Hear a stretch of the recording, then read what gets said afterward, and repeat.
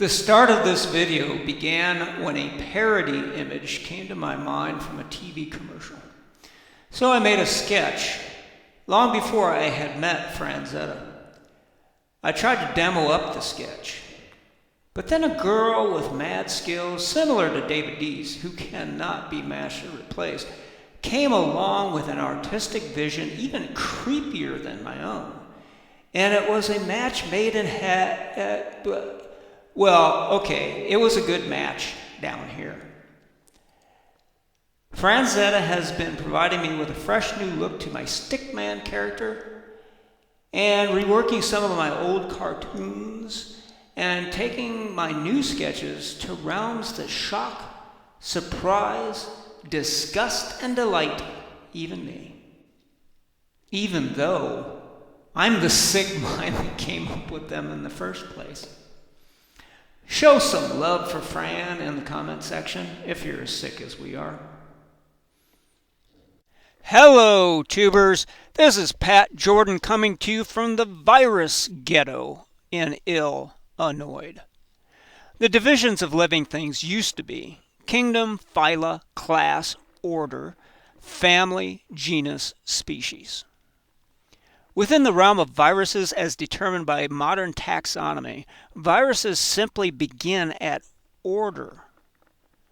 That's a curiosity that merits investigation. On March 8th, 2015, I came up with my meme, New World Order, in huge handwritten font. Right below it I wrote, the ARCANET is making its thumb puppets create a hybrid Archon viral line in humans. Honestly, when I initially write this stuff in my collection of dozens of notebooks, the idea is so profound and developed that it's chilling. 5 years and 3 months later, and I'll be damned if I know what I meant. Possibly, the insane vaccine agenda with live viruses is meant to assemble the dissociated bits of Hasatan that was cast down from above to be scattered across the planet in a kind of grand reassembling of itself, like the Ouroboros speaking itself into existence. A kind of slow quorum-sensing chemotactic collection of nanomachines that when they reach a certain level of complexity will no longer need the human for a host. But in my famous blue-covered notebook on July 21st, 2016, I solved that mystery as well while contemplating the emphasis of maritime law on this pirate planet. We're told that the only free-living viruses are found in the ocean. That's why human bodies, then, are called vessels. We are basically life support systems for the ARCANET entity on land, yet still bound by maritime law, having been vessels captured by pirates of the high seas until those pirates outgrow us. Given the gene rewriting shot that Gates and his minions are pushing, that isn't even close to the definition of a vaccine. That endgame may be closer than anyone imagined. When I first went to school during the Triassic era, viruses were defined as intracellular obligate parasites. Pirates are criminals. All criminals are parasites.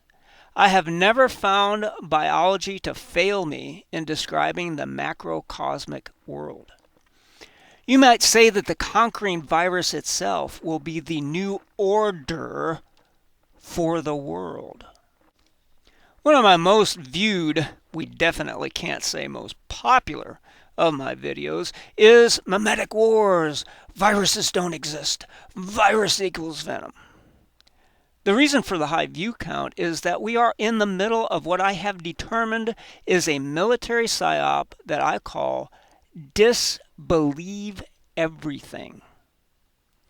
Paradox, as I have been warning, is a mind control tool where a dialectic is sown between two diametrically opposing points. Then the controllers just step back to let the plebes fight among themselves. The current fight is between those who say viruses exist and those who deny that they do exist. I already covered virus denying in the last video and countered with the demand for the viral deniers to explain bacteriophages. The religious nuttery engaged in the viruses don't exist camp have never responded to the problem, so to speak, of bacteriophages. But just like all religious nuttery, the foundational premises are all lies, so one good lie deserves another, which is why any fool can spin off a new denomination on a whim or under the influence of some mind-bending substance. So the disbelieve everything Psyop has branched off from viruses don't exist to viruses do exist, but they're not viruses. This new religion claims that what appears to be viruses are only the body doing a spring cleaning of DNA junk. A variation on that religion is the fractal spin-off that viruses are a part of us. Judy Mikovits, who has been getting quite a large amount of attention lately, says that 3.7% of the people that she studied showed a specific retroviral inclusion from vaccines. Her colleagues showed 6.8% carried retrovirus infections from multiple viruses.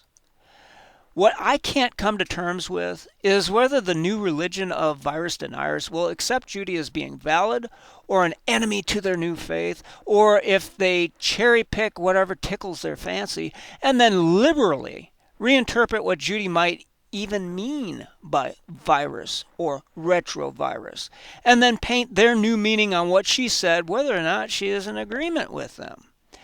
That is the wonderful thing about religions. You can morph them infinitely into anything that pleases you. Science is not like that. Reality is rigid, so you either accept it or resort to magical thinking to bend reality in your mind to your comfort zone.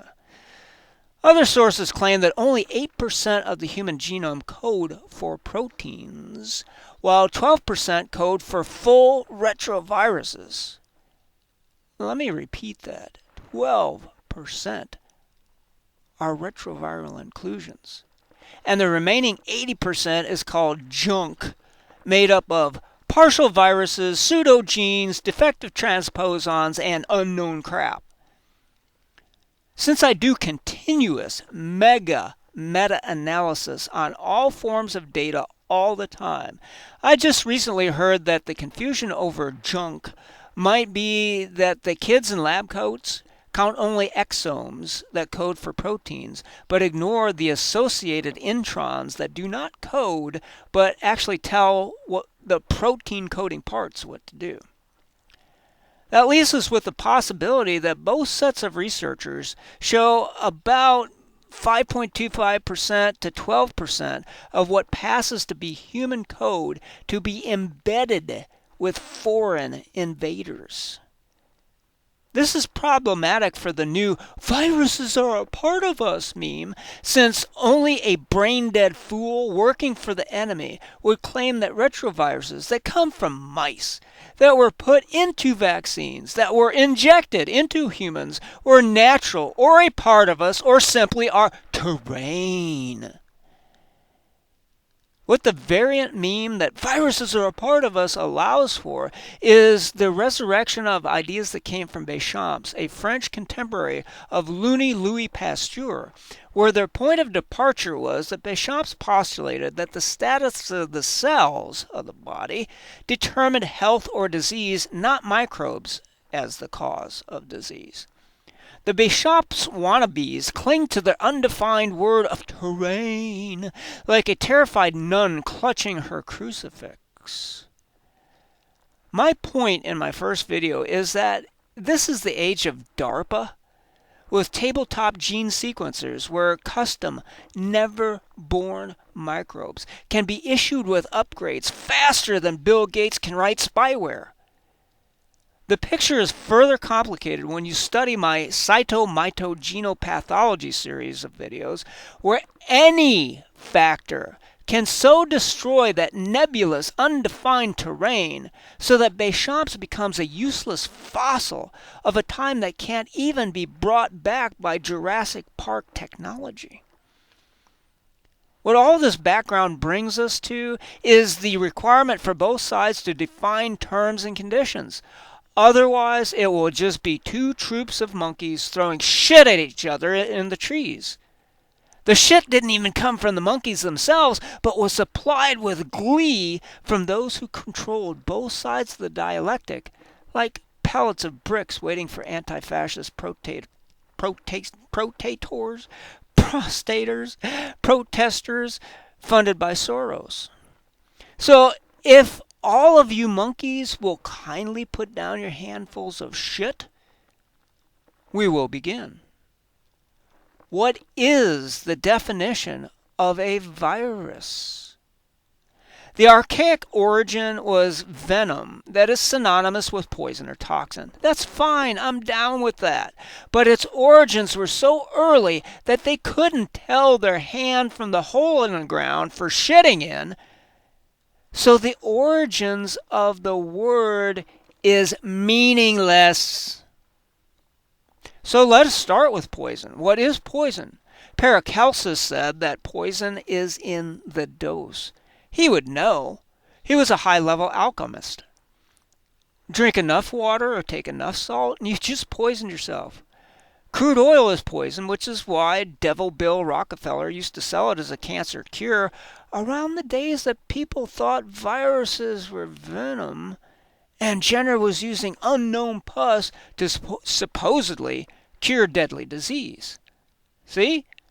Back in those days, some might have had the sense to know that putting pus from cows' pussies into humans was a bad idea, but they couldn't describe and explain with clinical science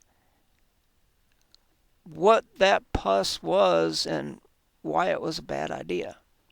So we demand of the new memetic warriors just what poison is.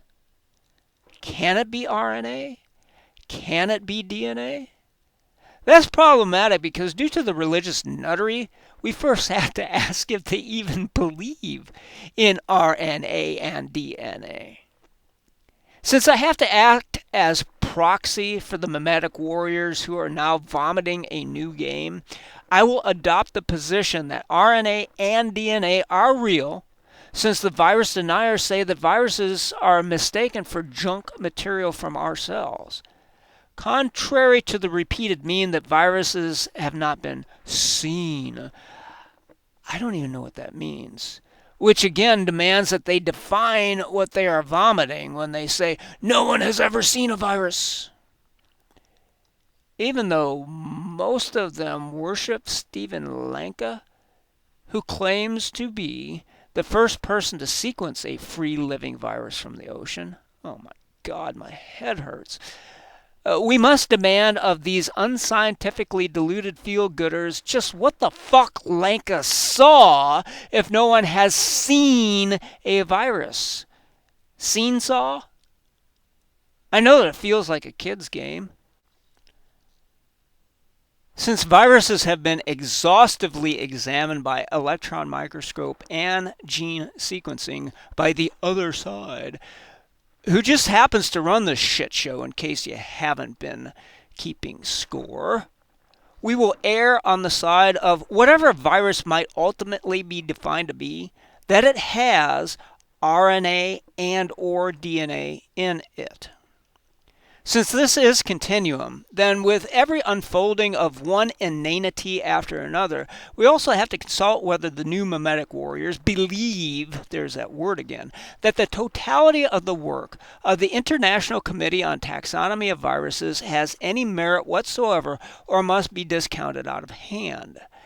That would be a point of unreconcilable departure between those who accept the existence of viruses and those who deny them, since that body of work not only gives the electron microscope evidence of viruses, but gene sequencing as well, that is then used to classify them within their orders, families, subfamilies, genera, species, and common names. Just like terrain, to this moment remaining a fictional, undefined, I guess when you live in the realm of belief, then seeing an agent with an electron microscope and sequencing its genes doesn't meet their criteria of being seen. Unless it was done by Lenka or any of the other rock stars. But then that is called confirmational bias, cherry picking, and just outright delusion.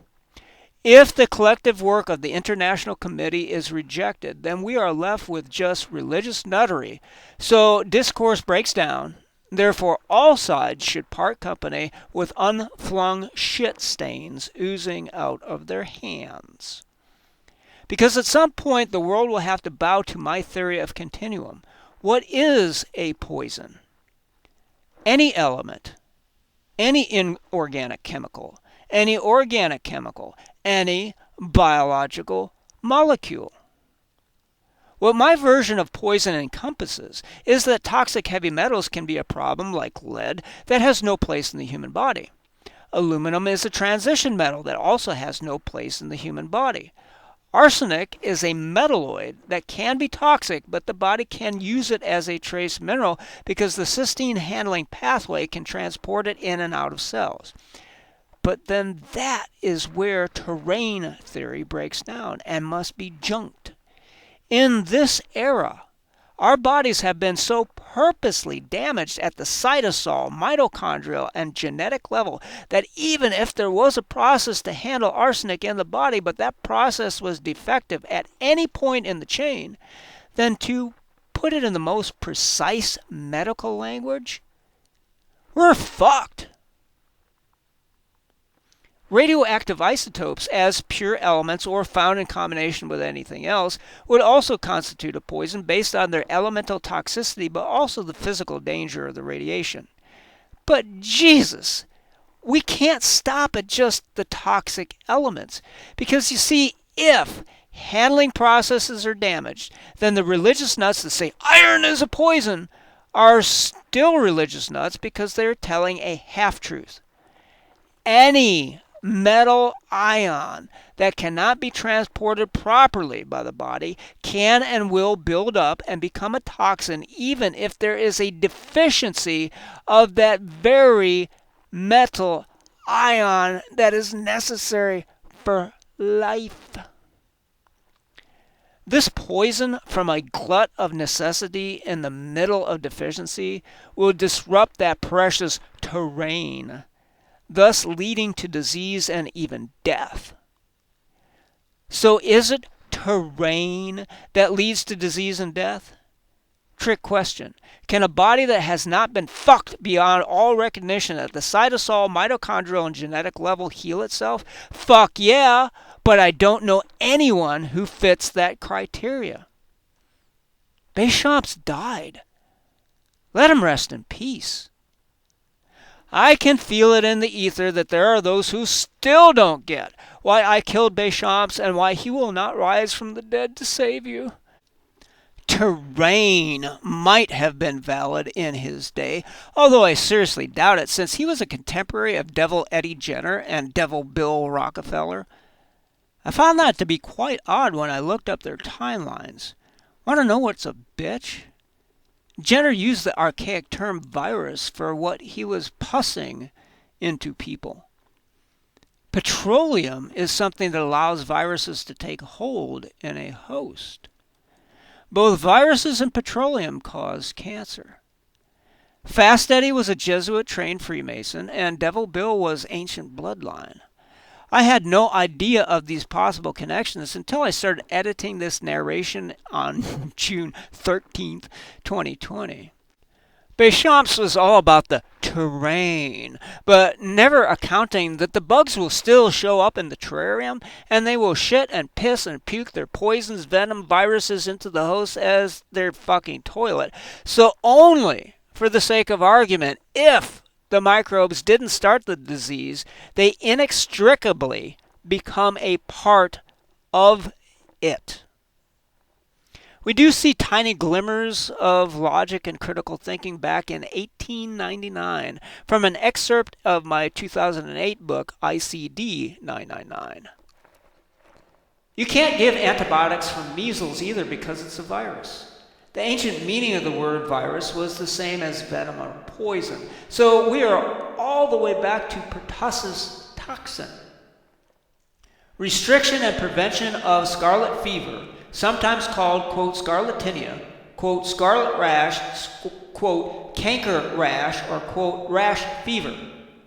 Document issued by Michigan State Board of Health, 14th edition, 10,000 copies, March 1899. 206,000 printed. Scarlet fever is considered highly contagious and very dangerous. The pamphlet intelligently self-debates whether scarlatina/scarlet fever is from a toxic or infectious agent. The streptococcus that causes it is on and in you right now. That you're not ill is because it has not been made toxigenic and virulent by bacteriophage virus infection. They didn't know that in 1899 because bacteriophages would not be discovered for another 16 years. It is surprising the depth of their understanding of the relationship of the toxin and the disease presentation because this predates Perket. Funny thing, scarlet fever. Despite the disease primarily being the body's response to poison, once you recover from it, you never get it again. No such claim can be made of vaccines. Do you see where all these machinations about terrain and venom and poison all converge on an actual virus? Let me restate, because even at the highest levels, I know that many people just don't get my work. At this moment, we are covered in strep and tetanus and pertussis organisms. Why aren't we dead? You tell me. And no, I will kick your ass and open the trap door in the floor to the crocodiles below if you bring up your damn terrain. The reason that we are not dead from strep or tetanus or pertussis is because the toxins that make them deadly are caused by them being infected by bacteriophages that cause them to become toxigenic. So at the very least, the virus equals toxin crowd should feel a tiny bit less oppressed by me and my work. Let's kick Bechamps around for a bit now that we have a tiny quarter of the playing field as neutral ground. If we are covered in strep and tetanus and pertussis, yet we are neither sick nor dead, but it is only because those organisms weren't infected by viruses that induced them to put out a poison, then how could terrain, whatever the hell that is, have any possible effect whatsoever? See what I mean? Sure, there's a dynamic balance between the host and the bugs that are on and in us, but that is status quo. We're talking about that single trigger that fucks us up beyond belief, and it isn't belief, and it isn't terrain, because terrain was on idle. Yet it can be poison, but the poison came from a virus in a bacteria in the host that Jack built. Let me bring you back to Felix d'Herelle, the quote that you should have memorized from all of my other work. Immunity by phage, like the disease itself, is infectious. What this other Frenchman was stating about an infection of an infection related to human health, where in 1917, Felix was curing dysentery in 24 hours with bacteriophage viruses. Phages cured bubonic fucking plague with bacteriophage viruses. What we are looking at is a microcosm of what the virus deniers are hung up on: poison. In this case, the human host victims had deadly diseases from infection by bacteria. The bacteria were infected with phages that did not cause the bacteria to become toxigenic to further harm the host, but were lytic phages that poison the bacteria, so to speak, with genetic code that makes copies of the virus that then split open the bacteria to kill it. Fighting fire with fire of sorts. Almost. Kinda. Not. What the deniers have to keep parallel in their minds is that when strep, tetanus, and pertussis, and practically all other bacteria are infected with toxigenic phages, they become death. Different viruses, different actions. One door leads to safety, one door leads to death. Both doors are guarded by viruses. So as we build our case of what poisons are in continuum, we add inorganic chemicals, organic chemicals, and biological molecules that can build up and become toxic, not just because of their presence, but because I did 3 of a 4-part series to hammer it into the heads of people that if your cell cytosol or mitochondria or genes are fucking broken, then something as simple and necessary as adrenaline can build up and be a poison. Terrain? Or just a minefield laid by the soldiers of silent weapons for quiet wars? There are no easy answers here except mine, because I am obligated to taking in all of the possibilities, not just some talking point that the masters of midget brains dispensed, then let the midgets run amok with. So there's your foundation of loss of terrain as a physical, cellular fact. Therefore, loss of terrain as a viable, archaic theory. I have defined the modern problem as it exists today, not some wish up the ass of a 170-year-old theory, but it gets a little hairier the deeper we go. The luminaries in the viruses don't exist, yes they do, they're cell waste schizo camp, will always fall on their old standard that it is the venom, the toxin, the poison that causes dis-ease, which, if we go back to Dante's time, would be the ease of Satan. This is where the fuckheads fall apart, because those viruses that no one has ever seen, I broke that bitch open in my first video, do a bacteriophage plaque assay that is visible to the naked eye. No need for a microscope or an electron microscope, but they still might be handy. This is why the asses that dog me never address the problem of phages. What are these demon and savior phages? Well, you got your basic latent phage, lytic phage, temperate phage, helper phage, free phage, infecting phage, minute phage, symbiotic phage, and wild phage. All brought to you by me studying for 3 years in the University of Illinois library system and looking at Russian data. I've never seen that entire list of the different kinds of phages anywhere in American literature. Take your pick. All of them are viruses that supposedly don't exist and have never been seen, except for the fact that they have been seen, photographed, sequenced, and studied more than anything on the planet.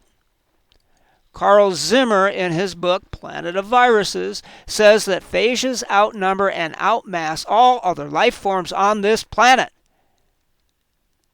Now, you can either masturbate in the corner chanting, Bechamps, Bechamps, terrain, terrain, or you can get your ass in gear and prove whether he was right or not. Below is a list of reasons the other side has been obsessively interested in phages. This list is yet another point where both sides of this issue are required to have yet another parlay in the trees without shitty hands.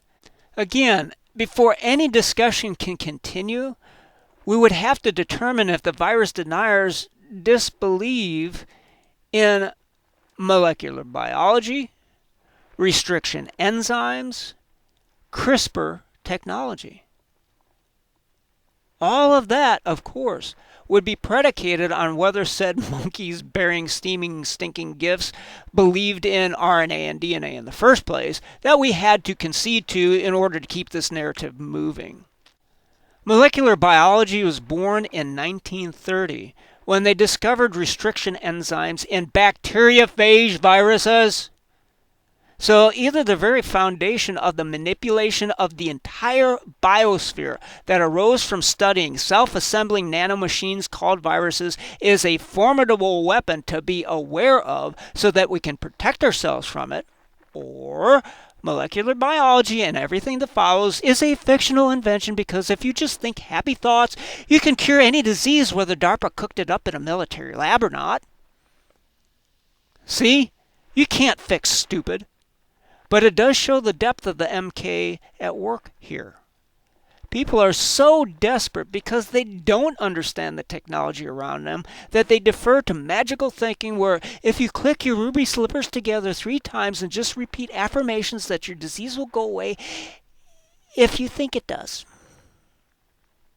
It's just so much easier to believe in a benevolent Santa instead of an evil virus.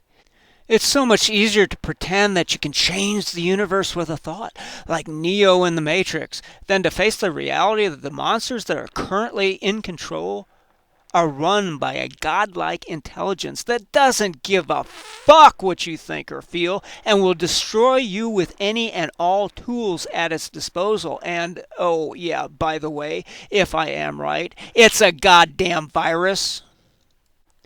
One of those tools is stealth and deception, which is why I get so militant about this topic.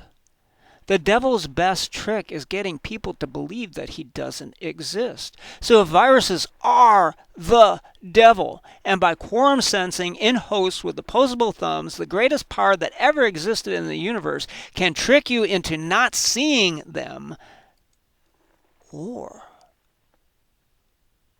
that the devil is inside of you and part of you, then the predator blends into the grass, and you will blend into its stomach after it shreds you with tooth and fang.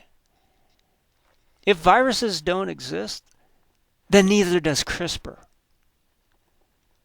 Clint Richardson and I did what I still rank as the most important and humorous broadcast in the history of human communication on RBN radio when we had a talk about yogurt.